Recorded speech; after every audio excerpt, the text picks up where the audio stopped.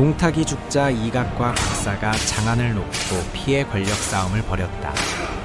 장안 백성들은 두 군벌의 약탈송에 굶주림과 공포에 시달렸다.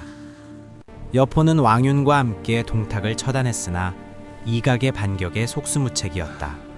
여포는 장안 성문을 버리고 적토마에 올라 홀로 북쪽으로 달아났다. 천하무쌍의 용장이 목숨 하나 건지기 위해 도망치는 신세가 된 것이었다.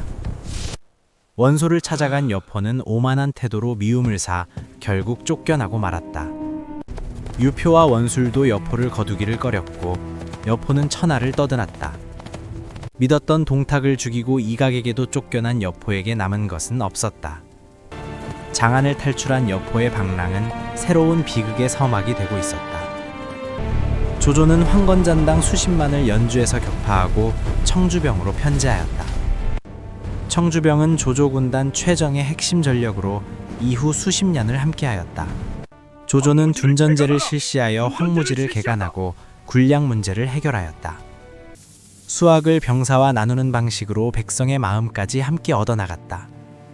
순욱, 곽가, 정욱 같은 뛰어난 모사들이 조조의 막사에 속속 모여들었다.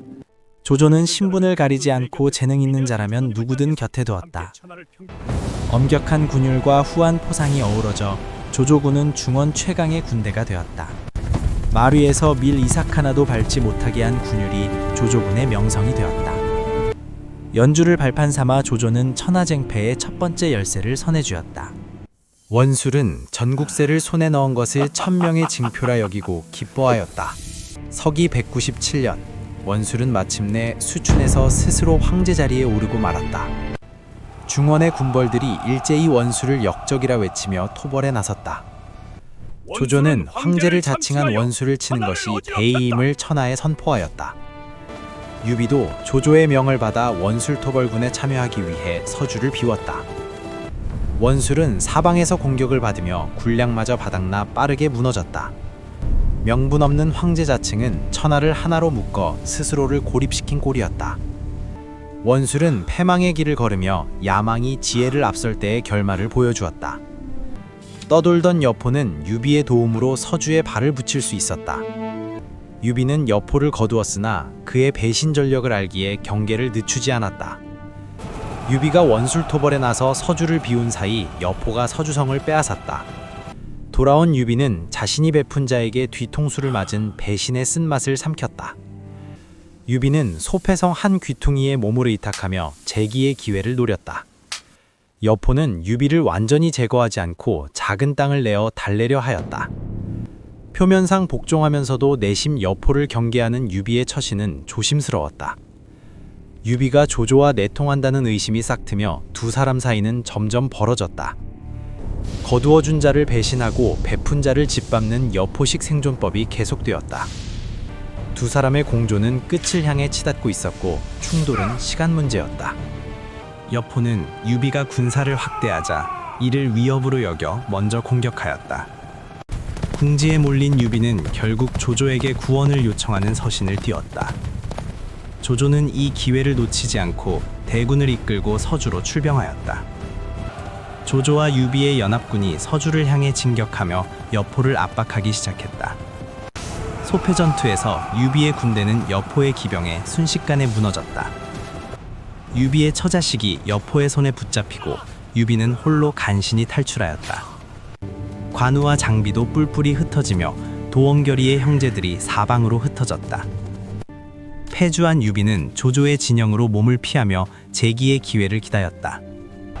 조조는 서주 일대를 포위하며 여포를 합의성으로 몰아넣었다. 여포는 합의성에 고립된 채 장기전을 각오하며 성을 굳게 닫아걸었다. 조조군은 사수와 기수의 물줄기를 끊어 성 주변을 수공으로 적셨다. 합의성이 서서히 물에 잠기자 여포군의 사기는 급격히 무너졌다. 여포는 부하들을 다그치며 결사항전을 외쳤으나 민심은 이미 떠났다. 후성과 송원이 여포를 밧줄로 묶어 조조에게 바치며 배신의 막을 내렸다. 여포는 포박된 채 조조 앞에 끌려나와 살려달라고 애원하였다. 유비가 여포는 3번 주인을 배신한 자라고 조조에게 조용히 귀뜸하였다. 조조는 잠시 망설이다 결국 여포를 처형하라는 명을 내렸다. 장천화극도 적토마도 주인을 잃고 역사 속으로 조용히 사라져갔다. 천하무쌍의 용장 여포는 합의성 성로에서 허무하게 생을 마감하였다.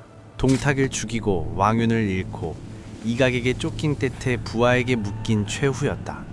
충절 없는 용맹은 결국 스스로를 불태우는 불꽃임을 여포가 증명하였다. 조조는 여포의 시신을 거두어 장사 지내며 한 시대의 마무리를 알렸다. 서주와 합의를 손에 넣은 조조는 중원장악의 발판을 더욱 굳혔다. 여포가 사라진 자리에 조조의 깃발이 펄럭이며 새 질서가 시작되었다. 이각과 곽사의 권력 다툼 속에 헌제는 낙양을 빠져나와 방랑하였다. 황제의 행렬은 먹을 것조차 없이 폐허가 된 낙양 땅에 도착하였다. 군신들이 굶주림 속에 눈물로 하루하루를 버티는 처참한 현실이었다. 조조는 이 소식을 듣자마자 군사를 이끌고 즉각 낙양으로 달려갔다. 헌제 앞에 무릎을 꿇은 조조는 식량과 군사를 바치며 충성을 다짐하였다.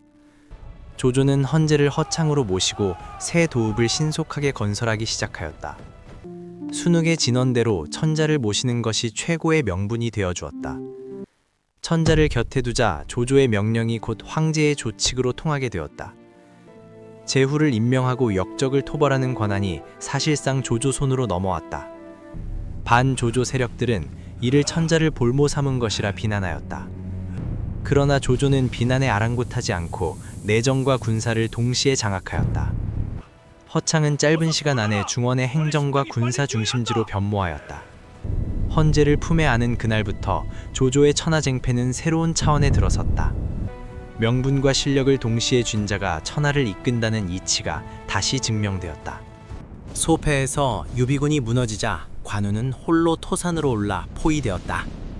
사방을 에워싼 조조의 대군 앞에서 관우는 조용히 죽음을 각오하였다. 조조의 부장 장료가 단기로 토산에 올라 관우에게 직접 설득에 나섰다. 장류는 관우와 옛 인연을 떠올리며 죽어서 얻는 것이 무엇이냐 물었다. 유비의 두 부인이 성에 있으니 관우가 죽으면 그녀들도 위험하다 하였다. 관우는 긴 침묵 끝에 세 가지 조건을 내걸며 항복을 받아들이기로 하였다. 첫째, 항복은 한나라 황제께 하는 것이지 조조에게 하는 것이 아니다. 둘째, 유비의 두 부인을 안전하게 보호하고 예우해달라고 요구하였다. 셋째, 유비의 소재를 알게 되는 즉시 떠나겠다고 분명하게 밝혔다. 조조는 세 조건 모두를 받아들이며 관우를 최고의 예우로 대하겠다 하였다. 조조는 관우를 편장군으로 임명하고 사흘마다 소연회를 베풀어 대접하였다. 열흘마다 열리는 큰 연회에 관우를 상석에 앉히며 예우를 아끼지 않았다. 옷이 낡으면 새 비단옷을 하사하고 금은 보화를 수시로 내렸다. 천하의 명마 적토마를 관우에게 선물하며 마음을 얻으려 하였다. 관우는 적토마를 받자마자 유비를 찾아갈 때 쓰겠다며 눈물을 흘렸다. 조조는 그 눈물을 보고도 잡아두지 않고 더욱 후하게 대할 뿐이었다. 조조는 원소와의 전쟁에서 관우를 앞세워 알량을 단칼에 베게 하였다. 문축까지 쓰러뜨린 관우의 활약으로 조조군은 연전연승을 거두었다. 원소 진영에 유비가 있다는 소식이 마침내 관우의 귀에 닿았다. 관우는 즉각 조조에게 작별 서신을 남기고 두 부인을 모시고 떠났다. 받은 금은 보화와 한수정후 인장을 모두 봉해 조조에게 돌려보냈다. 첫 번째 동령관에서 수문장 공수가 조조의 허락 없이는 못 간다 막았다. 관우는 더 이상 지체하지 않고 청룡 언월도로 공수를 단숨에 배웠다. 두 번째 낙양성에서 한복과 맹탄이 군사를 이끌고 앞을 가로막았다. 관우의 일격에 맹탄이 쓰러지자 한복도 감히 맞서지 못하고 물러섰다. 세 번째 기수관에서 변이가 연회를 핑계로 관우를 유인하고 복병을 숨겼다. 복병의 낌새를 간파한 관우는 선수를 쳐서 변이를 그 자리에서 처단하였다. 네 번째 형양에서 태수 왕식이 군사를 이끌고 결사적으로 앞을 막았다. 관우는 왕식과 교전 끝에 그를 베고 형양의 관문을 힘으로 돌파하였다. 다섯 번째 황하나루 활주에서 진기가 마지막 저지에 나섰다. 진기도 관우의 청룡원월도 앞에 쓰러지며 마지막 관문이 열렸다. 다섯 관문 여섯 장수를 베는 오관 육참이 드디어 완성되었다. 호의 하나 없이 두 부인을 모시고 완수한 전무후무한 행군이었다. 원소 진영 앞에서 유비와 관우가 서로를 부둥켜 안고 눈물을 흘렸다. 도원결이 형제가 다시 하나가 되는 순간 하늘도 빛을 내리는 듯하였다. 조조는 관우 이탈 소식에 아깝다 탄식하면서도 끝내 추격을 멈추었다. 여포의 패망은 충절없는 힘이 결국 스스로를 무너뜨린다는 교훈이다. 원술의 몰락은 명분 없는 야망이 얼마나 빠르게 고립을 부르는지 보여준다. 조조는 천자를 모심으로써 명분과 실력을 하나로 묶는 지혜를 발휘하였다. 인재를 얻기 위해 자존심을 굽힐 줄 아는 자만이 천하를 논할 수 있다. 관우의 세 가지 조건은 충절한 사람이 어떻게 항복하는지를 보여준다. 조조의 후한 대접도 관우의 마음을 단 한 번도 돌리지 못하였다. 오관육참은 의리를 지키기 위해 온 세상을 적으로 돌린 용기의 기록이다. 진정한 충절은 이익으로 살 수 없고 오직 신뢰와 의리로만 이어진다. 난세에서 가장 강한 무기는 칼이 아니라 흔들리지 않는 사람의 마음이다. 다음 이야기는 관도대전입니다. 시청해주셔서 감사합니다. 구독, 좋아요는 다음 영상 제작에 큰 힘이 됩니다.